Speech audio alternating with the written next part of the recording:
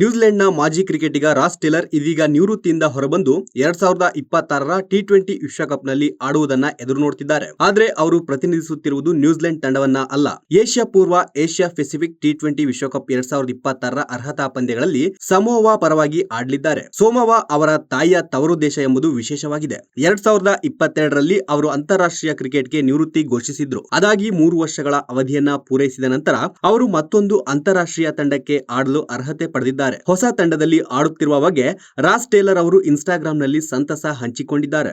ಇದು ಅಧಿಕೃತ. ನಾನು ಕ್ರಿಕೆಟ್ ನಲ್ಲಿ ಸಮೋವಾವನ್ನ ಪ್ರತಿನಿಧಿಸಲು ಹೆಮ್ಮೆ ಪಡುತ್ತೇನೆ ಎಂದು ಅವರು ಬರೆದಿದ್ದಾರೆ. ರಾಸ್ ಟೇಲರ್ ಅವರು ನ್ಯೂಜಿಲೆಂಡ್ ಕ್ರಿಕೆಟ್ ಇತಿಹಾಸದಲ್ಲೇ 2ನೇ ಅತಿ ಹೆಚ್ಚು ರನ್ ಗಳಿಸಿದ ಆಟಗಾರರಾಗಿದ್ದಾರೆ. ಅವರು 3 ಮಾದರಿಯ ಕ್ರಿಕೆಟ್ ನಲ್ಲಿ ಒಟ್ಟು 18,199 ರನ್ ಕಲೆ ಹಾಕಿದ್ದಾರೆ. 112 ಟೆಸ್ಟ್ ಪಂದ್ಯವನ್ನ ಆಡಿರುವ ಅವರು 7,683 ರನ್ ಮತ್ತು 236 ಏಕದಿನ ಪಂದ್ಯಗಳಿಂದ 8,607 ರನ್, 102 ಟಿ20 ಅಂತಾರಾಷ್ಟ್ರೀಯ ಪಂದ್ಯಗಳಿಂದ 1,909 ರನ್ ಗಳಿಸಿದ್ದಾರೆ. 2022ರಲ್ಲಿ ನೆದರ್ಲ್ಯಾಂಡ್ಸ್ ವಿರುದ್ಧದ ಏಕದಿನ ಪಂದ್ಯ ಅವರ ಕೊನೆಯ ಅಂತಾರಾಷ್ಟ್ರೀಯ ಪಂದ್ಯವಾಗಿತ್ತು. ಏಕದಿನ ಪಂದ್ಯಗಳಲ್ಲಿ ಕ್ಯಾಚ್ ಹಿಡಿದವರ ಟಾಪ್ 5ರ ಪಟ್ಟಿಯಲ್ಲಿ ರಾಸ್ ಟೇಲರ್ ಅವರು ಇದ್ದಾರೆ. ಐಪಿಎಲ್ನಲ್ಲಿ Royal Challengers Bengaluru, Rajasthan Royals, Delhi Capitals ಮತ್ತು ಪುಣೆ ವಾರಿಯರ್ಸ್ ತಂಡದ ಪರ ಆಡಿದ್ರು.